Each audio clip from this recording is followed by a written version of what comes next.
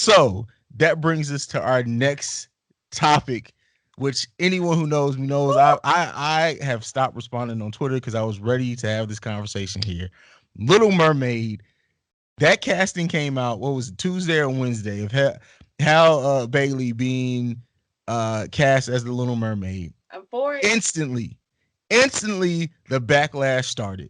And I'm Um for it. I'm all for it. I want to so argue the all whole day. not my Little Mermaid, I want to see the real depiction of Little Mermaid. Listen, I'm for it. I want to argue all day. Let's talk so about it. this topic, this segment is quote unquote titled "White People Be Tripping," because that's all I can really kind of categorize this one as. Well, first of all, I want to ask you. Let's talk about the positive first. Her being cast as the Little Mermaid. What do you think about it? It's a beautiful thing. I the last time I saw a black princess was Brandy, and that was like 97. So you look at, okay, so Princess Tiana, if you're thinking about animated characters, Mm-hmm. but we're talking about live action because she was casted as the live action Ariel. The last time we saw a princess was Brandy when she played that in Cinderella, and that was 97. So we're talking what it's been a hot minute.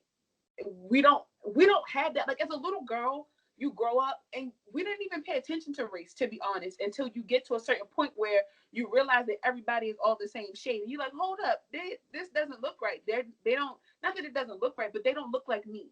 So granted, I could put this dress on all day long and I could put on the shoes and I could put on the makeup or whatever the case may be, but she still doesn't look like me.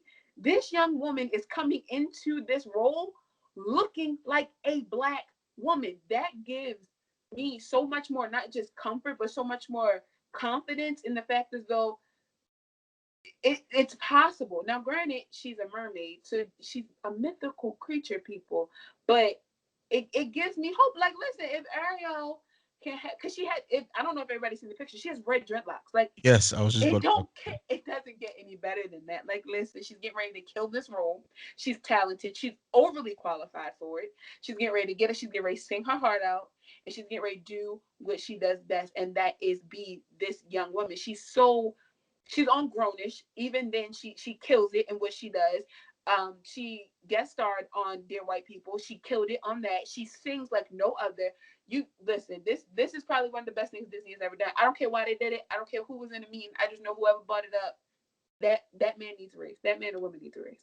Yeah, and I think that it's important. It says a lot about Disney, who also did Black Panther, but that Mm-hmm. they casted someone who was best for the role and probably looked at the color later. I Yep. love the fact that she dyed her dreads red because Beautiful. just embrace that.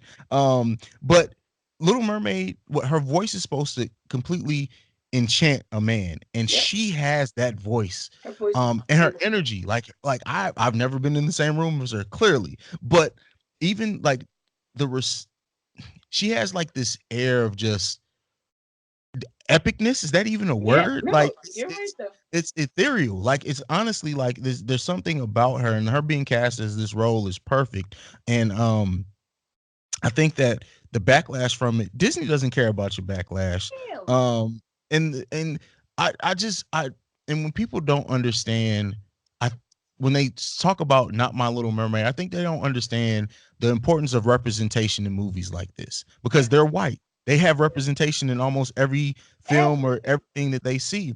But for little black girls like my daughters to be able to say to dress up as a Disney princess and it be someone who was a black Disney princess is Mm-hmm. important. And I don't think that they really understand that because again, that's part of that baked in white privilege that people don't realize that is a privilege because you can look and see somebody that you identify as easily. Just turn on the TV. We're starting to get that, yes, but it's important. And I mean, fuck how you feel. I think that one thing that really play at least when I think about it, because she's actually somebody that I've been following since her and her sister had a YouTube channel. I love them. And when I think of Ariel as a person, like you have to think of the characteristics of Ariel. She's this bright, bubbly individual. Mhm. She's charismatic. She is so optimistic. She's a dreamer. She wants so much more out of life other than to be, you know, held up in her, who's a what's its and her thingamajiggies. When you think about that, I can't, to be honest, I can't think of anybody else who would have played this part better than her because she has that smile. Her eyes are so bright. She Mm-hmm. has this really, every time she's being interviewed, she just has this air about her. And when I think of her being in this like aquatic state and her singing and thinking about what all the lyrics are, I'm for it. I can't, now that Disney has put two and two together, it makes four to me. Like that, I'm excited. I can't wait. I'm getting ready to get me an Ariel's black t-shirt just to piss some people And off. let's not forget, I mean, her crab is a Caribbean person, so it's definitely Exactly. like, So, and somebody actually made a good point. I think it was actually on Twitter, and of course, you have to do the research behind it to make sure that what they're saying is valid. I believe that the actual ocean that they're saying that it was like, filmed it was mm, definitely like off of the shores of the island. So, if anything, Ariel probably should have been black. yeah. I mean, let's and then let's look at the I forgot the year that Little Mermaid came out, but the, everybody was white. Like, let's just Yeah, be honest. So, like, even if that was supposed to, if that ocean was supposed to be based off the Caribbean or off the islands, like, they wouldn't have drawn them black anyway back then. They yeah. just wouldn't have. It wouldn't have hit. Like, people would have almost completely backlashed about it. Now, my thing is too is that where I have a problem is that everybody was fine when the conversation was about Ursula being cast as a black woman. Really? Because Ursula is And this grumpy woman. exactly, and because Ursula is depicted as this woman with what could kind of be looked at as makeup, and she had the soulful type of singing rhythm, Ursula was based off a drag queen. So we're okay with that being depicted by a black woman, but you're not okay with the mermaid being depicted by a black woman. The dark quote unquote octopus woman who's evil can be black all day, but our heroine can't be. Like, come on now, let's get it together, people. I think that I call BS on that a lot because I feel like when people think of a when people think about a black woman, like let's take what Ursula actually looks like out of the picture and just think of all that she entails. She's this sassy, selfish, overbearing, ostentatious woman. Why does that have to equate to somebody who's black? Mm. Why does that have to be the equal? Because in my mind, that could be any damn body. Because people equate that with black women, which we'll get into the topic that we're going to talk about later. So let's not get into that a little bit too much now. But yeah, I hope people really just realize and check their feelings at the door. And yeah, all the hate now, they haven't even shot a scene. Once this trailer comes out, imagine what the hate's going to be like then. I can't. They're going to be trying to pick everything apart about this trailer. And you guys, listen. If not one single white person goes and see this movie, it's I'm still going to okay do with that. numbers. Yeah, so deal with it. But we're gonna take a break. We're gonna come back. We're actually gonna get into a little bit deeper of a topic, and yeah, Christian's gonna kill this one. So we'll be right back after this. All right. So, are you ready for this one? When you read this topic, I'm not before I even say when I sent it to you and you read this one, did the light bulb go off? Like, Oh did yeah, you it always goes did off. you frown a little bit because you If listen, let's talk about it. Let's talk about it. so the main point, the kind of overarching one of this topic is: are black women embraced enough for just being them?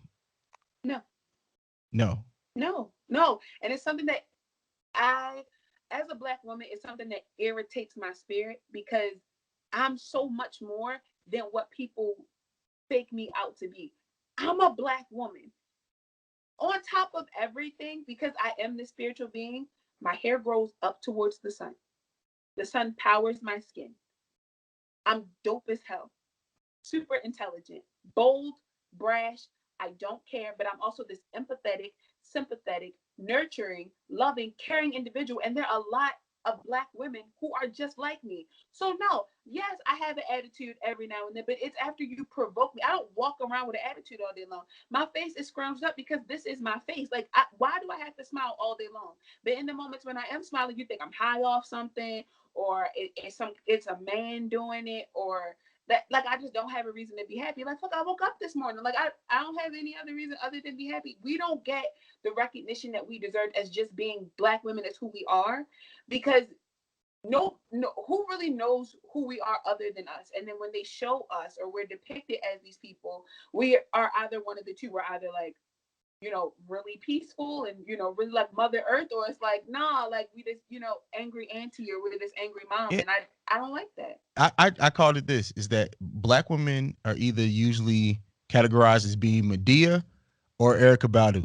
Like there's Hell no no. like you either attitude or your natural hair and shea butter. Like Yep. there's like we take out the gray area, and well, not even the gray area. We take out all of the in between, and we try to boil down black women to just these attitude beings that care about their natural hair and their edges. And I think that, and us is not, and we can't even just blame that on white people. Us as black men do We that do it as too. well. So like when you hear the criticism of an attitude of black women having this attitude, and you hear like black men, some black men say, I couldn't date a black woman because of the attitude, or I tried because of the attitude, now I'm dating white women. Like how does that make you feel as a black woman?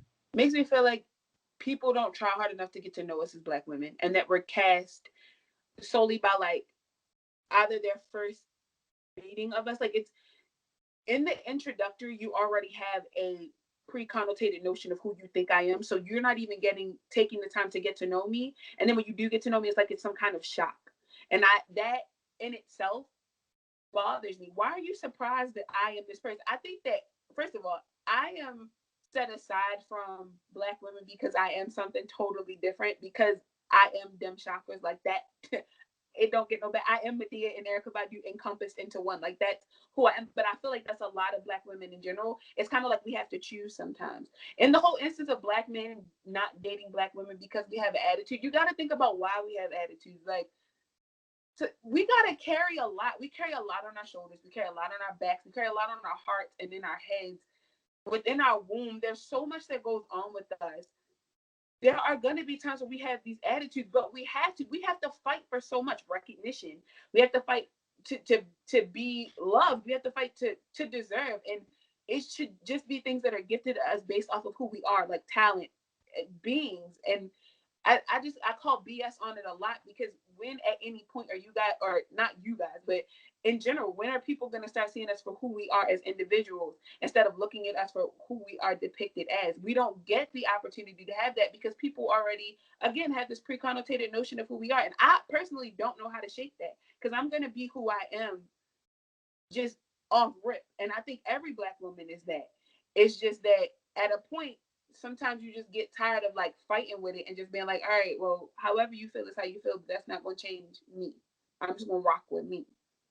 So when you see things like black women judged for their attitude, but when it's a Latina woman, she's looked at as being passionate, and black men love that. And your face says it all. Like what does that? Because I think this conversation that I wanted to have is as much as a learning opportunity, because that's nothing that I can ever speak to as a black man. So when you see you guys knocked down for the attitude, but even another melanated race with Latina women being kind of appreciated for their fiery attitude, what do you think about that? It bothers me because the reason why we have it, people don't even look at the reason why we have an attitude. I can say that there are probably top three reasons why a black woman has attitude. She either had to fix something that, to be honest, could have been done had somebody had just taken the time and attention towards it. She's really passionate about it. It's something that she truly loves, whether it be her child, whether it be her man, her family, her job, whatever the case may be. Or three, that's who she is. She is this being of just, there's something in her that she has not yet healed from. So she's angry at the moment. It bothers me because we are passionate people. We're empathetic individuals because that's who we are. We are who bore this nation to be what it is. We have taken on the responsibility of getting people to where they are. I don't have an attitude. I am passionate about it. So the twang in my voice, the bass that comes from this is because if I talk like this and you don't get it. You don't understand. I gotta roll my eyes. I have to kind of put the sass behind it, because at no point do you take, we're the most, and you said it yourself, we are the most underappreciated species on this earth. So without this type of passion that I have here, you're not going to get it. It's not going to resolve in you. It's not going to sink deep down into you. If I'm talking to you like this, it's going in one ear and out the other. When I put some bass in my voice and show you that I'm not to play with, all of a sudden you're like, oh damn, now the black chick is talking, now I need to listen. It shouldn't take all that, but it takes all that. I don't know why Latino women get the pass that they do. And to be honest, I'm not concerned with that, because I'm not Latino. That don't have nothing to do with me. What I know is that here in this time and who I am, when I'm talking, you're gonna listen, because I have that much love behind it. I'm not talking to you for any reason. Black women, we don't talk just to talk. We're talking because there's some type of purpose behind it. We're saying something for a reason. So either I talk like this and you don't get it, or I put the bass behind it in order for you to get it into your ear so that it sinks within your spirit, so that it resonates through you, so that you realize that I'm not just talking, I mean what I say. Damn. Okay. Well, shit. Um, I think you just laid it all out there. And that's what it is. So like, okay, so here's kind of what I want to piggyback off that. So when you, what can, without like us judging or whatever, what can we do as black men, as white men who want to do it, as just people in general, to break this stigma that is the black woman?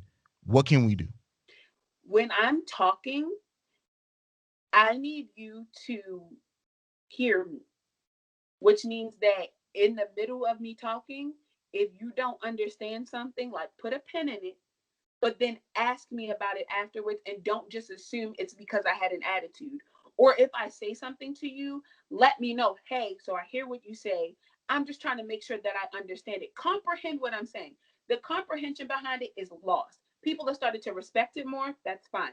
But people are not comprehending what I'm saying, and I'm saying it for a reason. So just get me. And if you don't get me, ask so that I can further define myself.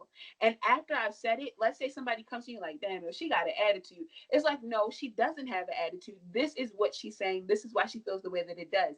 Because you guys have a certain type of presence and a certain level of respect that comes with you all just from being men. Mhm. So in supporting us, comprehending what we're saying, and then being that backbone for when we're not allowed to have one, will assist in other people respecting us when it comes out the way that it does. That's awesome.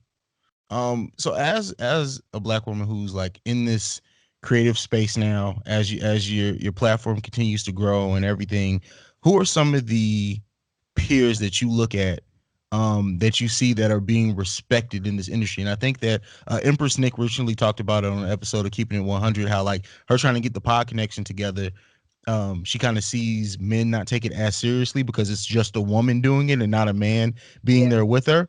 Do you run into any of those obstacles? And then, like I said, who are some of the peers or people that you look at that you're like, all right, this is who I'm going to take some inspiration from? I don't feel like I definitely run into it because I'm new at this. I'm also young. So when people look at it as I'm this young black girl with just a lot to say. But I also have a certain amount of power behind my voice, and I mean what I say, and I'm unapologetic about it. So I don't really run into too much because, again, I mean what I say. So I'm not backing down from that. You're the host of Love Lesson Badass. So AJ, I take a lot from her because she has such a presence about her Mm-hmm. when she speaks. First of all, she has one of the most sultry voices I've ever heard in my life. I compare her voice to like a cup of cognac, like a really good glass of I always cognac. tell her she needs to get into like audio books or It's something. Like she so needs to smooth. get into something. Yeah. She is so smooth. I definitely take from her in a matter of her overall presence. I Mm. think that that's important. Other females, I take from the team a lot, just their overall. Who? Yeah, that. Those are my people. The team. And I'm sorry to cut you No, off. you're fine. But I just I can't say enough about how happy I am that the team are a part of the Breaks Media, but also that we have that representation, because I honestly feel like the team is the perfect podcast. Hmm. Like not even just for women. I mean, generally they are Yeah. the perfect podcast. And I really look and respect them a lot. But go ahead, I'm sorry. No, I take from them just because of their professionalism and the way that they carry things. They definitely talk about all different types of things. It's just the way that it comes across. It's not like ratchet at all. Like it's a certain level before it gets to it before it goes too far, which I Mhm. really respect about them. And they just have a certain ladylike appeal about them that I really appreciate. I take from my best friend a lot, Kiera, because she just no holds bar and she says whatever's on her mind, and she doesn't care if it's censored. And I really appreciate that from a female. That's from a female aspect. I take from you a lot, just from the conversations that we have. You've been a huge help, and then just better understanding podcasting in general, because this is very new to me. BJ, I take from BJ a lot because he is, you challenge the conversation a lot, but BJ challenges the conversation. Yeah. Like this man can take something that you said and flip it back to you and be like, so what I'm hearing is you're saying this.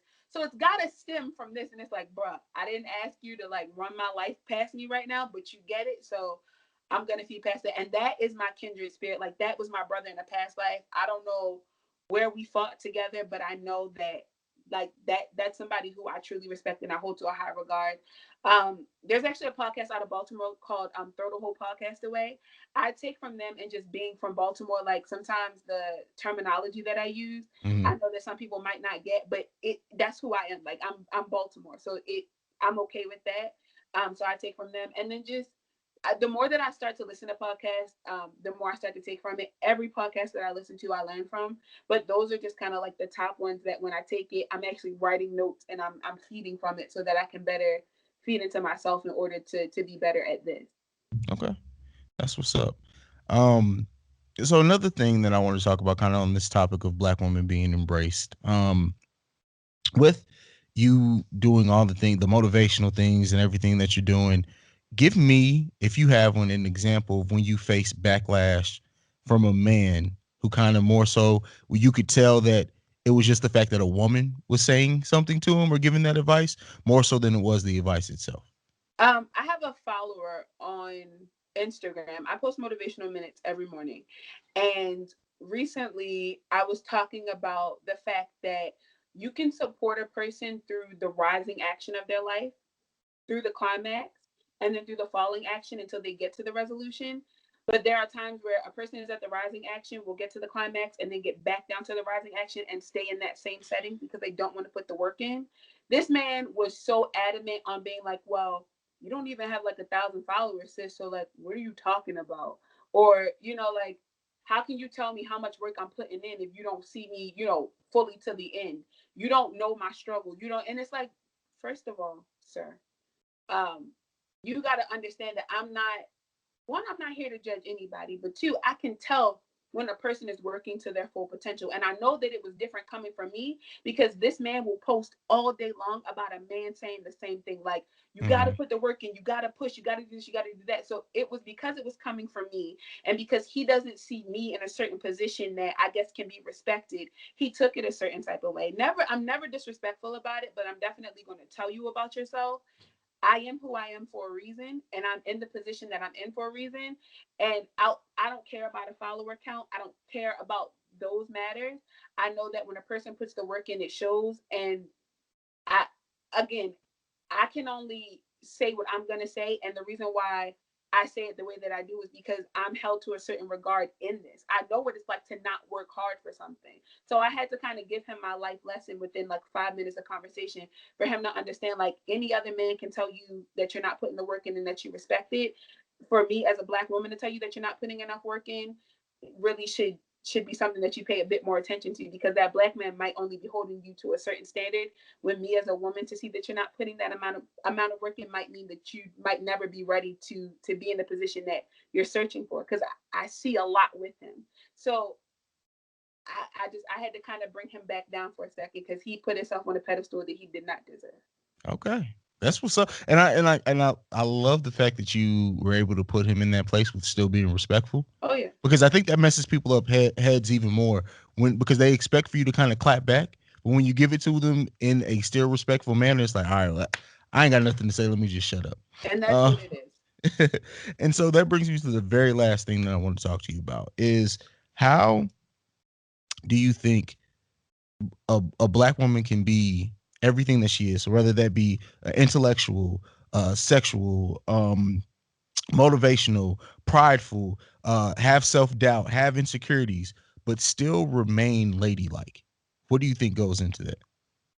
Understanding each part of you and knowing that all encompass makes you you. So I think that sometimes we find that there's a standard of a black woman Mm-hmm. and that we try to meet that standard, not understanding that that's just a stepping stone. Like a black woman, the only thing she has to be is black and a woman. Everything else just kind of comes as it is. So I think that you have to understand that there are different series of us and that there are different genres of a woman, but in that all encompass makes us this encyclopedia and that there's so much within us that you can learn and take from and gain that it's okay to be all of that. So I think just being that unapologetic is what makes it the most beneficial to be a black woman. Like, benefit from knowing that you are who you are and that this is all you can be.